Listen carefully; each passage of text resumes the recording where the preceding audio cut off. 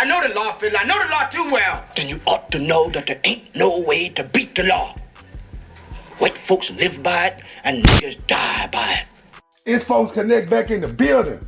And we have to understand first and foremost that we living in a time where the United States is the devil's playground. We don't know what to believe anymore. We got a lot of pastors going astray. We got presidents going astray. We got politicians showing us the truth. But in the world we living in today, man, we got to tap into our own relationship with God. We got to open that book up. If we want to understand spirituality, if we want to get God for ourselves, we have to study for ourselves. Because as we see, man, a lot of people will come short of the glory of God. And for this lawsuit to be out there on Donnie Mcclurkin, man, it's a sad day for the ministry. We're seeing all too many times that God is not getting no glory in these situations, and all of the situations that's coming up is to diminish God and it's to diminish the church.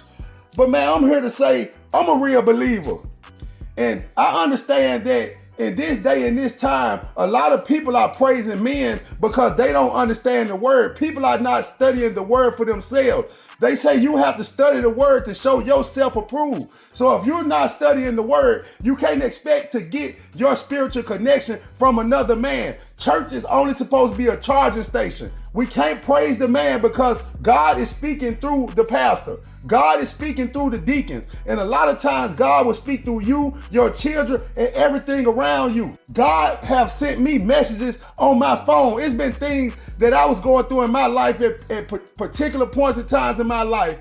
It's several things that happen on a day-to-day basis where God is actually talking to you.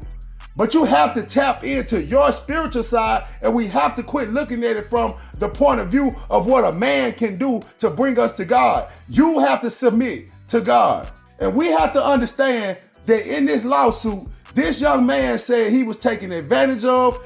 He was taken from city to city into where this was a gradual process. And he felt as if he was groomed from the start. He felt as if everything that went on between him and this guy, it was premeditated. And the sad part is that Donnie Mcclurkin was ordained and had his own church in New York in the year 2001. And then come around in the year 2002, he's on a forum saying things about what happened to him when he was a child by his uncle when he was 8 years old.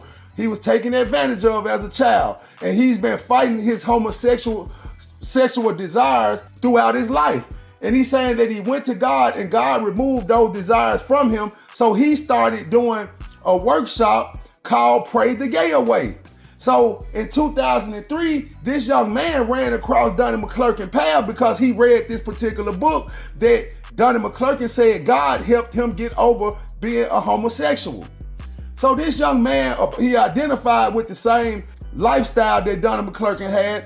Something happened to him when he was a child, and he was confused about his sexuality. So he went to Donnie Mcclurkin. But upon him going to Donnie Mcclurkin, he was taken advantage of according to this lawsuit. It's bad when you're in a position of authority and you will prey on the weak instead of elevating these brothers, because if you were in a position of authority and you know naturally that you were not over those desires and you knew that you were turned on by young men, you shouldn't have been in the presence of these young men because you have an understanding of God. So at this point, you're slapping God in the face because you know what you're doing is wrong for you to send back a text message saying, I'm a dirty old man. And he got other text messages that's in this lawsuit. And if this stuff is true, they got Donnie Mcclurkin dead to the right. And I'm going to hold that young man accountable as well, because even though it's like a 20-year age gap between these guys, at the time I think this young man was 21,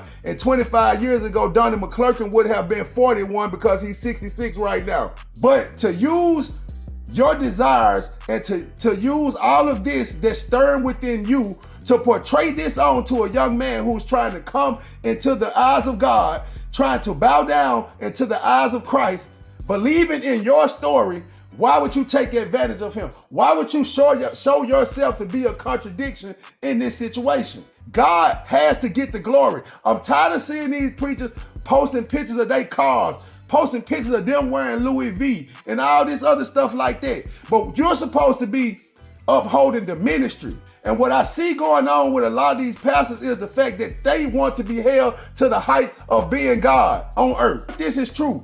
It's just showing that as a man of God, he didn't have any compassion for a guy who could have possibly been a servant of God. Because now, guess what? When you do things like this, a lot of people will never trust a pastor again.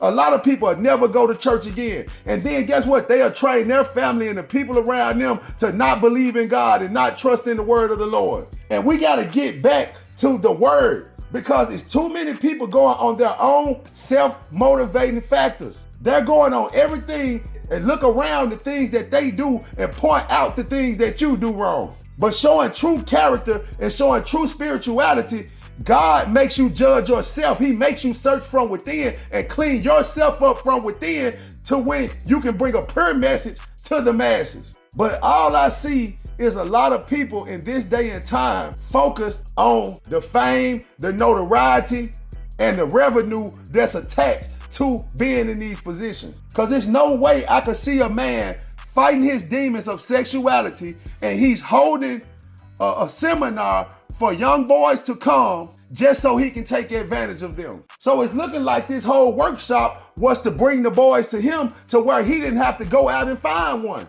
because apparently he couldn't suppress those desires. But man, it's just a shame that we can just see what's going on in today's time.